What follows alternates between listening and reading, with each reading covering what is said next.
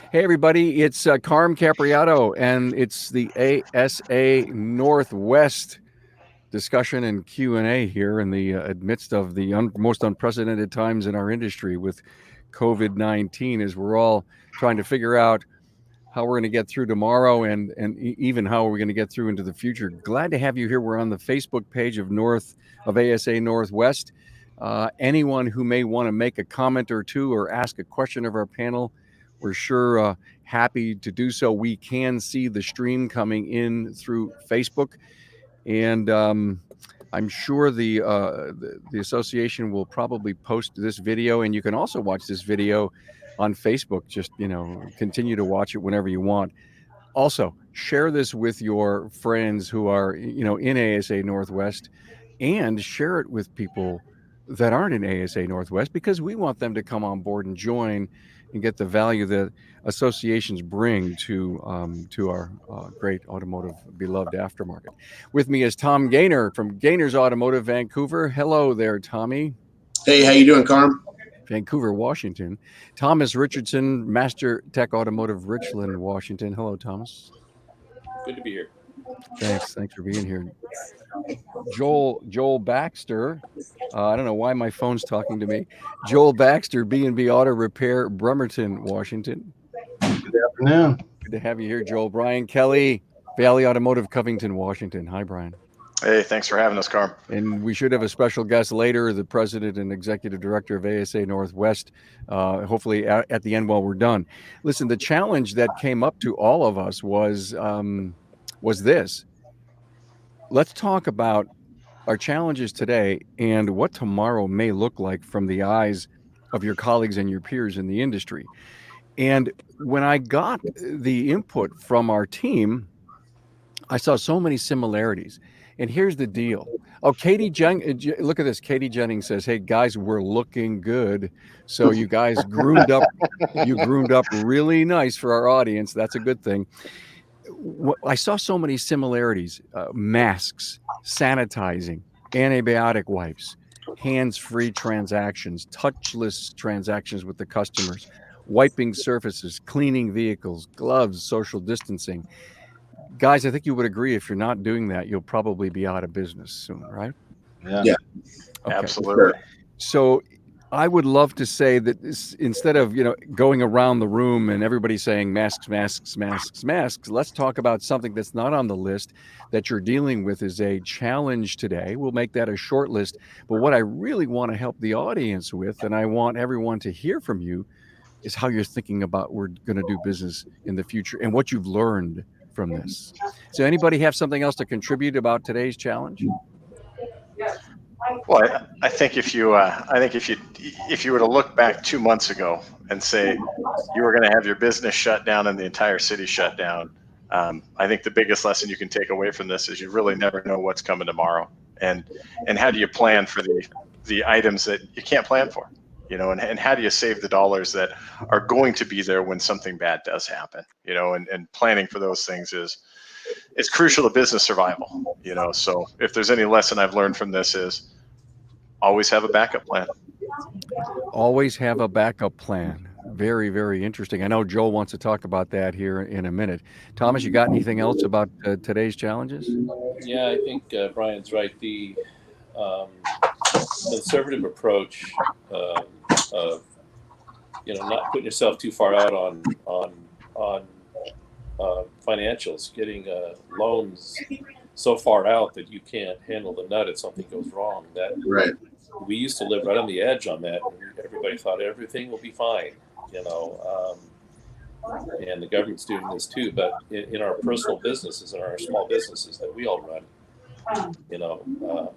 we have done well by not extending ourselves too far, because when we absorbed the hit, we really just kept going. So even though we didn't know what was going to happen, in some ways we were prepared by being conservative and not extending out ourselves too far, leaving some margin in your life and in your business. Yeah, guys, I just want to let you know there's a lot of background noise. If you hear it yourself, we're hearing it here too, and it's kind of tough to hear everyone talk with all that noise going on. So if you're not speaking, please go on mute. Thank you so much for that. Thomas, what I heard you say is that we were shaken to the core. Yeah, this, it rocked everybody, and we didn't know what to do. We've never seen anything like this before. Maybe in 100, 120 years. The Spanish flu was probably worse, but nobody knows what that was like. And things are completely different now than when 1918 happened. Technologies, transportation, everything's different. So what happened in 1918 is not going to be the same as what happened today, which also means we have the opportunity, I think, to recover and overcome in some ways too. It'll be different, but it doesn't mean it'll be bad. Thank you for that. I've got my opinions of what it's going to look like here in the new normal. In fact, we're doing a Town Hall Academy next Friday at noon Eastern on that, where we've done some shows on what the new normal is going to look like. But now that we're in it, 3 or 4 more weeks in, everybody's opinion is changing on what it's going to look like. So, Joel, Tommy, anything else maybe about your current challenges? And maybe it's just a different approach. Myself and our management team, our store managers and our general manager really got together, and we looked at it kind of like you said, okay, we got to sanitize, social distancing, be safe. That's a given. But above and beyond that, where's the opportunities? So when the game changes, there's a new set of opportunities. So how do we get in front of those first? Yeah. So that's really where our focus has been, and how do we come out on the backside of this ahead? Yeah, and I can't wait to get to that part. Yeah, you've got some great stuff listed there, Tommy, that I need we need to talk about. Joel, you got anything about today's challenges? Yeah, so I think that one of the challenges for a lot of people just might be the fact that things are different and they're difficult, and that some of the employees, I'm sure, are anxious, and some owners are anxious. And I think that's where leadership skills come in.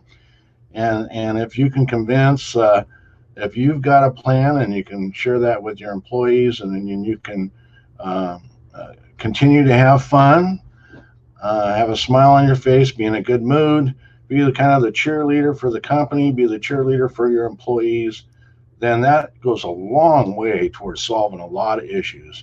And if you can work that and have a number of alternate plans that are ready to go, then when you see what's happening, then you can share those and move forward.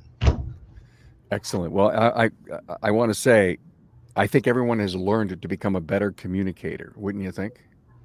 I was just going to say that if you're not communicating on a regular basis with your team, if you're not letting them know where you're going, what their expectations are, and not touching base every day, multiple times a day, you're going to lose them. The fear and the paranoia that's around everybody on this thing, just, it's almost mind blowing. I mean, there's pieces of me going, just to watch the moods of everybody inside our business go from ultimate highs, and then you just watch one or two people crash, and you're going, whoa, put the brakes on. How do we talk about this and get it back out there? Yep. And I mean, as a leader, you got to be on it right now, and this is one of those times, if you're an absentee owner, boy, you better make sure you either have a rock star management team, or you're on site getting that out there in just the most positive manner you can. And tomorrow, the world's not going to end tomorrow, but there's going to be some changes for the time being, and customers will notice the difference too. I mean, if you got customers that are coming in because they trust you enough that they're going to come into your business and bring their car in, and they see that, through the open shop door, through the glass of the shop door, they see that the help is smiling and they're in a good mood, and the counter people are in a good mood. It makes them feel more confident also. So it's one of those things that draws people into you, and you want yourself and your shop to be the type of place where you draw people in and you make them feel comfortable and want to be doing they want to be there. Beautiful. By the way, our president and executive director, Jeff Lovell, has actually dialed in. And Jeff, I know you're there. We'll put you up on the screen, and so we can watch your face for the next so many minutes. And Great. yeah, it's good to have you. I'm glad everything's working for him. Hey, look at guys. No doubt our members, if they have not done the things we've already currently talked about, then they're learning something from you. And yeah, that must be Brenda giving him some advice. And that's what this live stuff is all about. It's just great. It's refreshing. We're all human, and we will have technical difficulties. So accept the fact that we're doing this for you, and we've got a great panel. Let's jump into the tomorrow thing. You guys have written some fabulous pointers. In fact, it could altogether, by the way, could become a great blog on the ASA site, all the things you've talked about. Joel, like I said earlier in the green room, I want to start with you. One of your things says, listen, we've got to come up with a plan. Yeah. The first time we ran across this as an association was probably back in 2003 or 4. I can't remember. And we had mechanical roundtables then, and we had a lot of folks that were having problems because the economy was tough and gas prices were up. And anyway, so we came up, Brian Johnson and I came up with this little training thing we had on Sunday, and it was how to make money in difficult times. And that was kind of the first time we kind of went through this process. And out of that comes the idea of, now that might have worked for this, but that really wasn't taken into account the opportunities. I just wasn't smart enough at the time to deal with the opportunities. So you've got to have a plan. You've got to have your worst case scenario, but you also have to have 2 or 3 other scenarios. And one of the other scenarios is kind of contrarian. It's kind of contrarian or nonconformist. And I think a lot of us could slip into that category fairly easily. And what I mean by that is there's a lot of opportunity here that most people aren't going to see because they're going to be so busy tightening up and constricting that they're not going to see the opportunity. Because if you look at what's going to happen, most places are not going to invest in, they're not going to look at the marketplace and say, I see this opportunity and this opportunity, but I need to spend this much money and this much money to get the tools and training to capture that marketplace while everybody else is kind of asleep. And so I just wanted to beat this in just a little further. I think what you're saying is every person is too busy putting fires out right now. They're in the firefighter mode. And I wouldn't say everyone I call, but more that I talk to than not are in their business fighting fires. They're not strategizing. It's about today, the hour, the minute, not a week, a month, 6 months. And the nice thing about having a plan is that if you already were looking in that direction, then it's much easier to go, okay, I've got these 3 or 4 different options, and this is the one I'm going to use right now. And if the situation changes, then we'll move that. We'll be flexible, and we'll move to a different option. But there's a lot of opportunities out there that are going to come about because other people are not going to realize those opportunities because, like I said, Brian, they're going to be too busy fighting a fire, and they're not going to realize all the opportunities out there to increase your business when other people are not going to. There's going to be other people out there that are never going to stop fighting the fire. Right. And they don't have the management skills to move past that. It's kind of like if you're a technician and you work underneath the car every day and you're just totally occupied by it, you can't run your business. It's the same thing if you got caught up in this virus thing and you never get that nailed down and you can't think about your plan. So I think there's a lot of opportunity out there, and you just have to have fun. You have to have enough of the plans set up already. And if you don't, then this is a great time to set that aside and make your plans up. And if you can't do it, find a mentor, call one of these guys on the screen, call somebody. We've got mentors. There's plenty of stuff going on, and I'll let somebody else talk. We've been in a really to me, strange position because we've had a plan and I'm executing some things in the midst of the changes. And like Brian said, kind of crisis management, I call it. I'm hiring people. I'm interviewing more than ever. And you know why I'm interviewing more than ever? The disruption caused these guys to be looking and out of work. And it is the best time in 2 or 3 years I've seen to attract talent. And I'm looking for, the few months or the whatever it takes to get over this. I'm looking for that horizon, and I'm planning for it. But I was planning for it before. So like Joel said, the plan is still in place. But don't forget to keep executing. No matter what's going on, don't forget to keep executing your plan. Yeah, I think to that, the plan and what we've seen is now is a great time to reset some things that maybe we had turned a blind eye to, maybe some expenses we shouldn't have had that were like, well, we've had it, it's okay. Some pay plans that were not correct. Some things like that, some just employees that weren't the right fit in the right spot. So it's, as I said in our, when we answered some questions for you, Carm, before we got going here, I really feel like it was a forced reset, but I really feel we're going to be much more efficient and much stronger on the other side of this. As terrible as this might sound, guys, and I know this is a terrible thing to sound, but we almost got a chance to reinvent ourselves in this terrible times. And I don't know that we got the chance, Carm. We have to. We didn't have a choice. Yeah, I'm sorry. You're right. Yeah, and I think, and it goes back to what Joel said about firefighters, and I wrote that down. I wrote firefighters versus CEO, and maybe that's the line that people need to cross, and they need to realize that, I'll get to it. I'll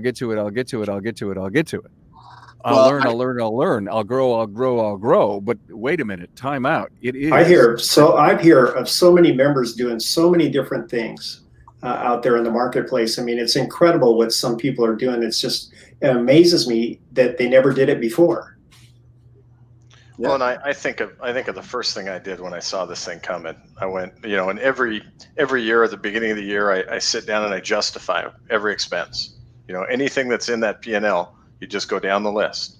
And I'll tell you what, I had done it in January, and there's crisis mode coming. Anything that was even close to back burner, I looked at and said, yeah, it's got to go. It doesn't matter. It doesn't matter what it does. It's got to go if it's not absolutely urgent for today. And it's those types of decisions that, like we say, you re-engineer what you do, and you just all of a sudden the machine looks different than it did before, and it performs at a different level. And I was quoted an article a little while ago, and our normal operations run, we're really benchmarked 150 to 180,000 a month, and I immediately tried to figure out how I could get myself to under 100,000 a month in sales, just so the business could handle it. And that's not an easy task, but if something like this is coming, and you have a little bit of warning, which we had a few weeks, it's nice, it's good that you can sit down and actually make those plans and have something, get back to the not firefighting, but an actual plan that you can put in place and attempt to follow. And yeah, you got to be able to cut like 30% really at the drop of a hat, and you need a plan for that. You need to understand this is how much I need to cut out of this process so I can shrink to this size and still be profitable. And if you don't know that or have that plan, it makes things really difficult. Or like I even said to the entire crew, and I think week 2, if I know I'm not going to make money, we can live with that, but I can't lose money, and I can't lose money for 6 months and 3 months. You have to cap it, because all of us should be prepared to run at zero for a period of time. But once you start taking heavy hits negative, that's when the ship sinks. And that became, if I don't get paid, I'm okay, but I know it's not going to last forever. I have to get to that net zero, and I have to know what that net zero looks like. And the other thing is that we just are so fortunate. I mean, when you think about it, for those people that are entrepreneurs and have businesses and they haven't been able to work now or even going to work for 7 weeks or whatever it is. I mean, think about that. That is mind boggling. We are so lucky to be sitting here having this conversation and still be open. Right. I agree. Yeah. 100%. And to my knowledge, I haven't seen it. There's got to be a couple out there, but I don't know of any local shops that have been hit with the COVID internally that has wiped out the entire shop. You know, I've heard of one shop having 2 cases. okay. Yeah. And that's, again, you know, just be blessed for being able to stay open and being healthy for all of us who have. Jeff, I'd love to know some information about that. Maybe it's worthy of a discussion with that shop owner as to what they did. Are they still open? How did they? They actually closed down their business. Oh, they did. They closed it down. Okay. Yeah. If it's a small shop, that's probably It's a small shop. Yeah, that'll just close them down. Okay. Yeah. Yeah. And there's, you know, you look at some of the, you know, we talked about plans. We even have shops in our area that have shut down intentionally. Yeah. You know, we've had shops that is their plan, ride the thing out, which, I mean, again, know what your plan is and execute it. And then you stand a chance of opening your doors when this is over. Especially in downtown Seattle. Oh. That was hit the hardest, was the inner city of downtown. Yeah. But if you've got good tax and you shut your shop down, there's always a risk that somebody else is going to come along and want them. So, you know, that has to play into that somehow. So, I'm not going to mention anything else, Brian, but I'm just saying. We live in the world of a tech shortage, so if you can't see that writing on the wall, you're missing it. Yeah. It was Joel saying, "Listen, I'm interviewing. I got great opportunities." And that's some of what I believe the new normal is going to be like. I think you say, for example, well, I know you guys are great operators. You have all the business acumen and you continue to learn and grow. What an opportunity. If somebody was looking for a second branch or an opportunity or to expand their current place or add some great talent, as terrible as it sounds, and I said that earlier, it's a hell of an opportunity. Hell of an opportunity. It really is. Let's talk, Tommy, about people, processes, and profits. I mean, that's kind of the nuts and bolts of what we got down to. Our general manager, myself, and our managers, our controller, all sat down, and so the first was the people. Okay, if you look at like a sports adage, who are our franchise players, right? Who has to be here? So we made that team. So we typically run at about 45 people throughout 5 locations, and we immediately furloughed 15 people. And I'll tell you what, that was a difficult day to sit down with 15 guys and say, here's where we're at. And I'll tell you what, though, I think the absolute key for those of you that have had to do this, that has made this, and I shared this a little bit, a positive, if there is a positive, is I've taken upon myself to call each one of those guys once a week and just check in. How are you? How's your family? How's your unemployment going? Is the money coming? Are you doing your claims right? So that was key. Number 2, and this was brought on by one of our longer term guys that volunteered to furlough himself. He was in his 60s, and he said, you know what, I can see what's going on here. I know what's coming. I'm financially stable, and I would honestly rather just take some time away. I appreciate the honesty and the upfrontness. So he said, would you mind if some of us met at one of the stores on Sunday evenings, because we have to submit claims for the next week, and it's just a chance for us to see each other, say hi. So that has been a real positive experience. I mean, it's not a hangout or a social club, but it's at least a chance for them to check in. You know, a couple of the older guys help a couple of younger guys process this. Have never been through an unemployment situation before, and it's been good. But so that's kind of the people side of it. I think, like Joel said earlier, you have to keep it positive and light and fun. This is a pretty serious situation, and you really have to be the cheerleader. So one thing we did, we have 5 locations. I got a lot of friends that are in the restaurant industry. So we just took a week and we picked a restaurant every week and bought lunch for one shop from a local restaurant. Had a lot of fun with it. Obviously the restaurants appreciate it. Our guys appreciate it. We had a lot of fun. And then net profit, we got to get down to the net profit. At the end of the day, like Brian said, we can go for a long time not making money, but we can't lose money, right? So we looked at like, where's our break even at this level of sales, and what did we have to reduce in expenses? The pro forma, and so far looks like we're fine. We reduced staff by about 30%, and we're about 30% down in sales. So, I mean, we're, I'll tell you how it shakes out about the middle of April when I get in our middle of May. It appears fine. I can tell you what we did for our people, because I could see in my general manager, who I try to be in at least every store 2 times a week. He's in every store almost every day. So he has a little better, and I think there's some things said to him that maybe don't come to me. And he came to me, he said, hey, we need to, especially the service advisors, our technicians, the way we reduce staff, everybody's making over 40 hours. So they're fine. They're fine. But our advisors, the way they're paid, without the full staff, they're not going to. So we need to show them what the plan is. So we did. And so what, I don't mind sharing what we did is, we've told everybody we're going to guarantee you 80% of your average paycheck, what you had in 2019. So we took what their average pay was, and at a minimum, that's what we're going to guarantee you. So there was this huge sense of relief, and everybody was, I think, very grateful. And it's been as good as it can be. And honestly, in a lot of things, it's made us closer. I'm extremely happy and extremely grateful for what everybody's doing right now. The attitudes have been fantastic. And I really think, for the most part, our team, they realize that there's not a lot of room for bad attitudes right now. They know that can kind of sour the whole ship. So everybody's really been pretty positive, and we've actually had a lot of fun.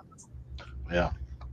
I've been back to my roots from when Joel met me when I was a 22-year-old punk out of college. I've been on Smart Animal Mott lately, so I've had a lot of fun with that. So I won't even begin to tell you the stories now.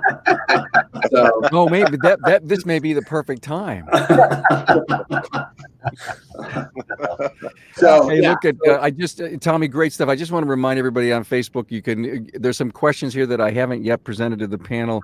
We'd love to see your comments. Please share this out, and remember, this is one hell of a benefit for the ASA Northwest members to hear this team do a little bit of high level chat for you, and like to find out a little bit more about ATE. That's I know it was canceled. Am I right, Jeff? But that's going to be rescheduled. It's actually not canceled. It's rescheduled for July 31st through August 2nd. Yeah, that's what I meant. I meant it was rescheduled. Yes. Okay. And so we have that all set up.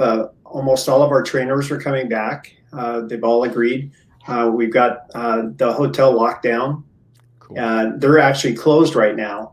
They're down to 2 employees at their hotel, and they did a sanitation before they closed it down to make sure everything was all buttoned up, before they actually closed the hotel. So, I work a lot with the hospitality industry, and they're really hurting just like the restaurants. Yeah. Well, thank you for that, Jeff. We'll get in with you a little bit later. Thomas Richardson, talk to me about any improved self-education that you may have for yourself and your team. We really are I think in this industry on a big push on this anyway, and now I think it's double down time on moving the industry forward and turning our industry into a real trade profession. The backyard mechanic feel of the years past. I've been doing this 40 years now, so I think I've seen it all. But now we're in a place where we're competing for technicians, that can go get a plumber's job or a different job, and we're competing with customers that are used to digital technology and getting things on their iPhone and things like that. And so we have pushed really hard on all of those things to keep moving forward and keeping up with that. And some of it, we're doing some beta testing with one company, and it's a challenge in the shop sometimes. We almost got, one day a month or so, we almost get kind of shut down with our communication and flow because the beta testing didn't go so well. But when it works Yeah, brilliantly. but you're innovating, aren't you? Right. And so that's my feel, is that, I know I'm an old guy, not as old as Joel, but I don't know. Maybe Jeff's the oldest guy here. I'm not sure. No, Joel is. but I've always been, in 1994, I bought my first MT 2500 scan tool as a technician. Nobody did that. They were laughing at me. Well, nobody's laughing anymore at keeping up with technology and seeing techs and people, even service writers. Everybody has to self-educate, be aggressive. You have to see that, and then when you hire them, you have to hire better. You have to be really intentional and ask better questions, so you don't hire bad people. Yeah, it can kill your business quickly, or it can slow it way down anyway. And it seems like probably Tommy may have the best, because he's got 5 places. Probably the best processes, SOPs for that kind of stuff. But even as a small shop here, we're using those tools, and the people we do hire, you can, or you don't hire, maybe the most important thing. And really, make a difference. So, those are just, to me, where we're going. And the virus and everything that's happened, just, like we've been saying, made us refocus a little bit. And, it's made me even focus harder on moving forward. And, now look at where if you have technology to talk to the customers, if you have something that you can send a picture really easily, now, today, think about it. Or if you have a way to get a key dropped off without touching a customer, or if you had a system before, look how you are ready for the next step. And it won't take you much to jump into the next step should that come up. And it will now. So if you're ready for it now, you were 2 or 3 years, maybe 4 years ahead of the curve, but now we're there. So if you're not on board with some of this stuff, catch up fast. Team, let me ask you a question. Are we going to come out of this thing with a completely different way or method or thoughts on paying our technicians? I think so. We've already started looking what that looks like, and I think we have a rough framework put together. But yeah, for us, and honestly, I think it's one of the strategies before this happened that we kind of spitball back and forth for recruiting. I have some friends in Michigan that own some shops that they just literally ran an ad that said, "Are you tired of flat rate?" and had more responses than they could shake a stick at. So yeah, I think we'll probably be an hourly shop with production bonuses. I think it can go either way. I think it depends a lot on the technician and where they've come from and the experiences they've had. Because the last couple really good techs I've hired with different plans, because they came from a place, they didn't like that plan. Okay, they wanted this. Okay, that's fine. You can get to the same place. It doesn't matter how you get there. The only thing that matters is if they're happy with it. So, sometimes you just tailor it to fit the guy. And then if later on he wants to change that, because it's all just numbers.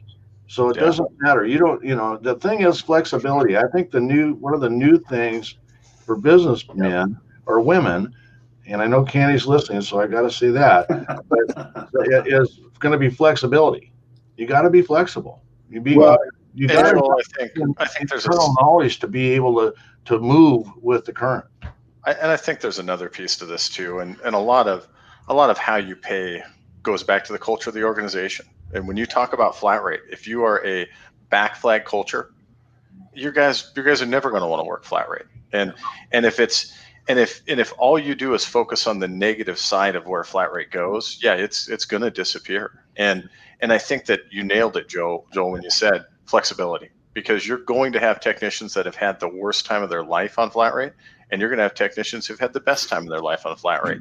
And if you've got a way to pay on either end of that spectrum, how do you make that guy happy? It's no different than the guy who says, hey, you know what? I've got to take my kid to school every day. I can't be in till 9. And then you go, you know what? We're going to make that work because we want you here and we know you're worth it. Versus that old school mentality of we are open from 7 till 5 and you're going to be here 15 minutes early or you're not going to be here. And I don't think it's any different in pay plan. I think they're all, based on what's going to work best. And it has to be both sides. It has to be what's going to work for the business, what's going to work for the employee. Right. But finding that room and being flexible to it is going to be critical, and then of course now you got an HR nightmare, with 5 shots. I can only imagine in your well, Tommy, that's going to be an issue. So Tommy, I guess just get a giant spreadsheet that takes up the whole wall. Right there on that whiteboard back there. Yeah. That's what I'm thinking about but how else are we going to make these guys happy? These guys and women happy, and that's the reality. And that goes to the same thing on your service advisors. Are we going to pay them hourly or are we going to put them on a commission base? And I think what you said, flexible is key, but I think especially after we get to whatever that level of constant normal is after this, that it has to provide security. Yeah. And that's the biggest. They have to know and have a real level of comfort that I have and I hate using the word, but a guarantee that there's a floor here that's a livable wage that I'm not going to starve. I have no problem with guarantees whatsoever. Mm-hmm. Yeah. Yeah. And I'd be willing to bet most of your shops that are higher, I wouldn't say higher end, but higher active, guys that have been doing it, guys that understand the industry. I'd be willing to bet every single one of them has some kind of a guarantee to it, and you're not going to keep happy employees if they don't know they're going to get paid and they can pay their bills. Right. Hey guys, great stuff. Can I do a commercial? My podcast, Remarkable Results Radio. just want to tell everyone thank you for all being listeners and supporting me. I've been out to Washington State a couple of years ago. I had a great time. I realized that ASA Northwest is a brotherhood, and it was just an amazing time that I had there, and of course met a bunch of you. Let's move on to 2 different topics that I think are critical in thinking about tomorrow, and that is marketing and community. Who wants to start? Well, and I guess the question is, where do you start with that? And what does marketing look like right this moment? What did marketing look like, and what's it going to look like? And I've got guys that are doing things exactly like they were before. I've got guys that have cut everything out except for stuff that is just as cheap as you can possibly get. Some guys have gone totally 100% into technology, so it's Google or it's Facebook. And the question becomes, what method do you use? And when you talk about marketing today, and I think the biggest thing today is the electronic. When you talk about Facebook and people at home all day long, and all they're doing is just, what else do we have to do? Well, we got no work, and right. I think that represents tremendous opportunity. But how do you get that message out there? And how do you do it in a successful manner when it comes to marketing your business? And that gets right back into that community piece. And how do you partner with community groups? And by groups, we have real groups that are, Rotaries, Kiwanis, food banks, groups that work together. And then we have Facebook groups. And those large Facebook community groups, when you tie into those, all of a sudden that post that you made or those comments that you made, they become that much more powerful. And, so marketing may not be as expensive as it might have been, but now it takes more time, or it takes somebody to manage it. And what is that? Is that going to continue to work? It's working right now, but will that work in the next run when people aren't locked in their house doing this thing for days and days and days. Those are one of the things I think about. And I think the other piece is dialing into your community. Working with, it could be a food bank, it could be your Rotary Club, it could be your Kiwanis Club, your Lions Club. Are we working with those groups to help them help us?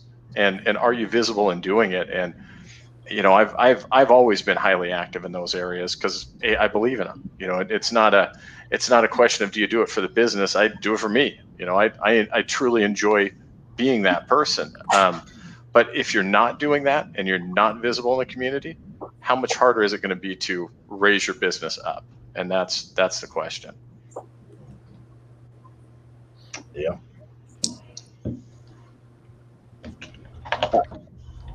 I agree with what you say about, I guess the one thing I would caution is,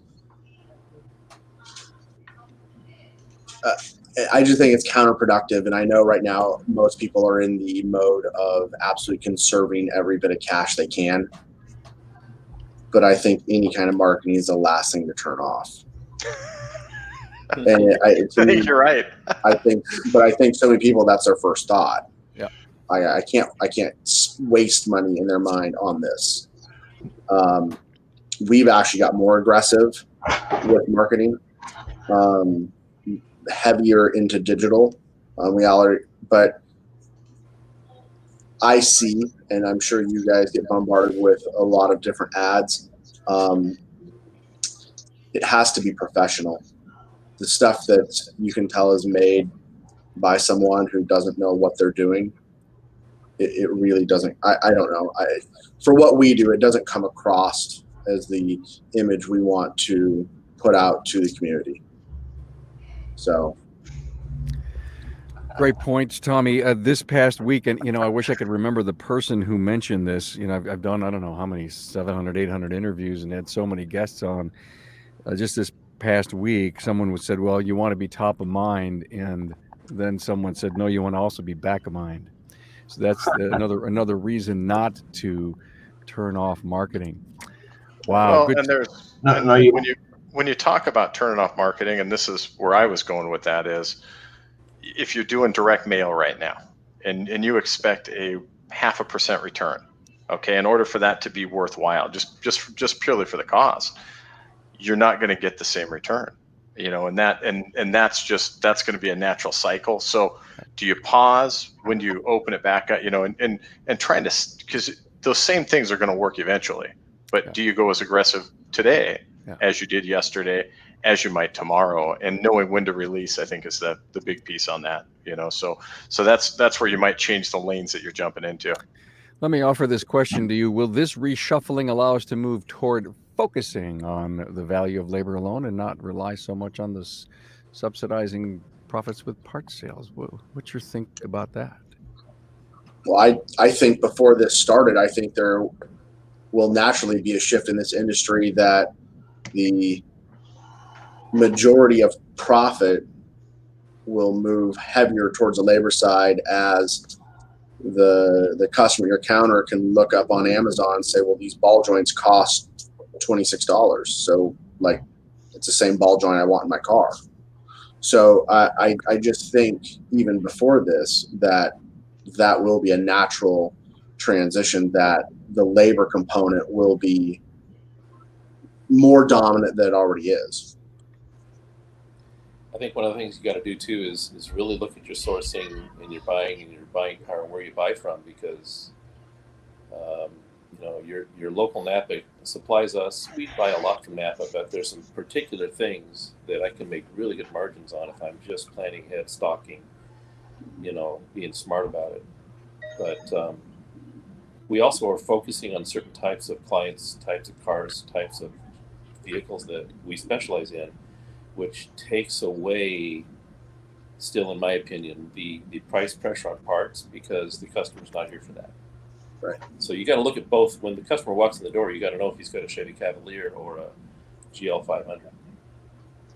I think that's going to happen. This is going to happen over time. On the other hand,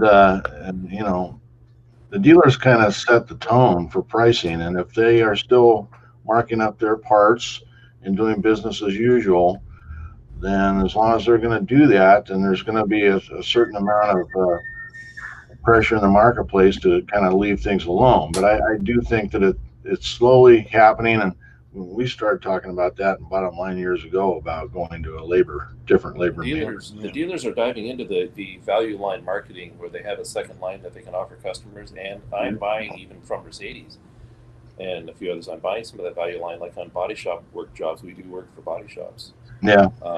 They have the parts, or their price is good enough. I'm buying a value line part from a dealer sometimes. Mhm. They're diving into this market. Yep. Hey guys, any of you involved in education? And I mean at the school level. And I mean, are you on advisory panels, high school or college? Oh yeah. Okay, Oh, yeah. great.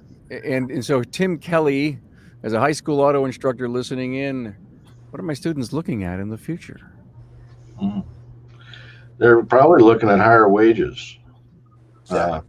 Because what's happened over the years is no matter what the schools have said, they haven't done much more than lip service as far as what they've done with their Voc Tech programs.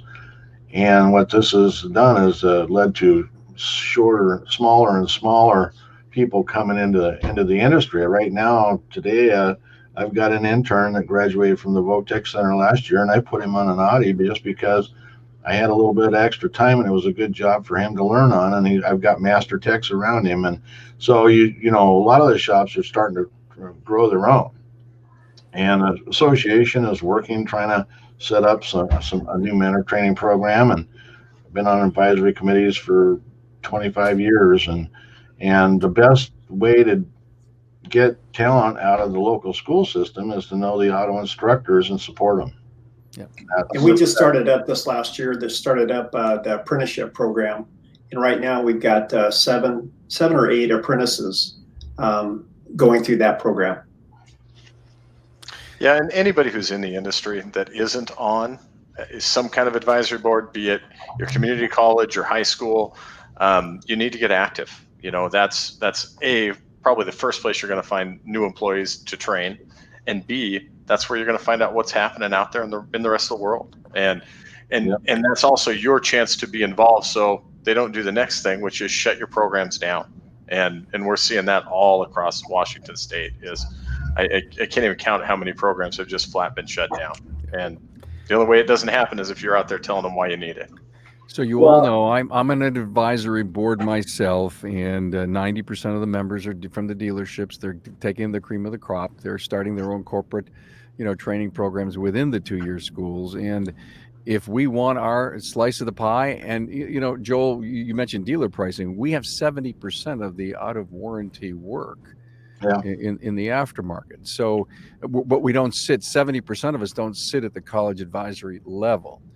And, they're no doubt taking the cream of the crop out of it. And we know based on stats coming out of post-secondary guys that 2 years later, some of the guys, the really good guys, are churning out of the dealership for multiple reasons. And I think they're trying to fix that. But again, it goes back to the opportunity we have as independents. Hey, what's this haircut stuff all about? Oh, what is this haircut stuff all about? I haven't had a haircut, I think, in 2 months now. I think I'm running a little long here. Yeah, yours easy to do. Mine, I think, requires someone standing back there figuring out what to cut. Well, Doris cut my hair, Walt. So I'm sorry to distract you by the glare, but well, I hope my barber shop opens up when they can, because if not, I'm going to be in trouble again.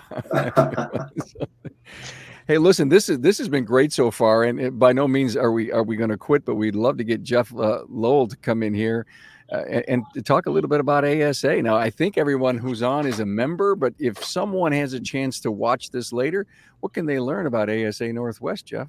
Well, right now we have our website all set up for COVID-19. And so if you go to asanorthwest.com, you will see dedicated, and we've opened that up to everybody, the whole industry, not just our membership, that opened it up to the industry so that they can come in and see what we're doing as an association to help the shops. We've also called every one of our members. Every member has been called over this last couple of weeks, and talk to them, ask them questions. What do you need? Make sure that they know that we're a resource for them to turn to get information. We have guys like Joel and Tommy and Brian and Thomas that will help mentor shops that need some help right now. So any shops that need help out there, make sure and contact ASA, and we'll be more than glad to get you a mentor, get you some help. If you have a question on any of the loan programs, we have resources for that. We've been having chapter Zoom meetings instead of having our get-together meetings, which have been fun. We've had up to 35 people on those calls, and we had as few as 11. But sometimes we're getting better turnouts by the Zoom calls than we were to have in person. So Brian is our chairman of the board for ASA Northwest, and I'd like Brian to maybe mention a couple of things. Yeah, I mean, for me, the biggest stuff going on with ASA really has been getting member information out there in time, and just making sure that everything was available when you talk about our website, as Jeff did, and just as much work as we've put on that staff, and everybody in the state office or regional office, I should say, has really just been working their tail off, and nobody saw this thing coming. And I got to tell you, when you literally do just an about face and within a second you switch your entire game plan, it's something to see happen. And we all do it in our businesses one way. But when you take an association with memberships that all depend on information from them, it's a little work, and it's something to watch. And I got to tell you, we got a board that has been meeting every single week just to discuss what's happening, what's coming down the pike, and what to expect. And it's one of those things that it's providing benefits for our members. And as Leon's throwing out there right now, bringing out those Zoom meetings, I mean, they've been a lot of fun. They really have. They've been able to get us back in touch with other shop owners. You're talking about the things that are actually happening. And if you're an ASA member and you haven't seen one of these, you really need to jump in. And typically we're regionally based with them, but it really doesn't matter. You can jump in on any single one you want. If you're King County, you can jump into Pierce County. I mean, you can jump into even Eastern Washington if you feel like it, and pick out a new group. But the great thing is we're all talking about the same problems.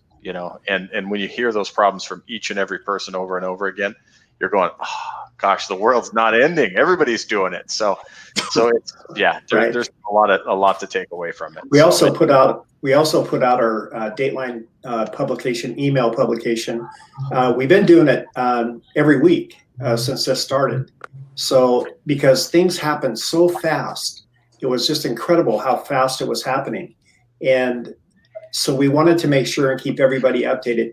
And then when we get information, there's sometimes we just send it out right away to every member because we know it's something that's not going to go from Tuesday to Tuesday. It's something that's happening today. So we get that information to them just as fast as we can. The governor put out a letter today that I haven't read through all the way yet, but it sounds like much more information than we've gotten before about the total plan. So I haven't been able to read through it yet, but I recommend everybody get that up. It's going to be put out pretty widely, I'm sure. Yeah. And it looks like they're moving things forward, and there's stuff in there. I just haven't had time to read it.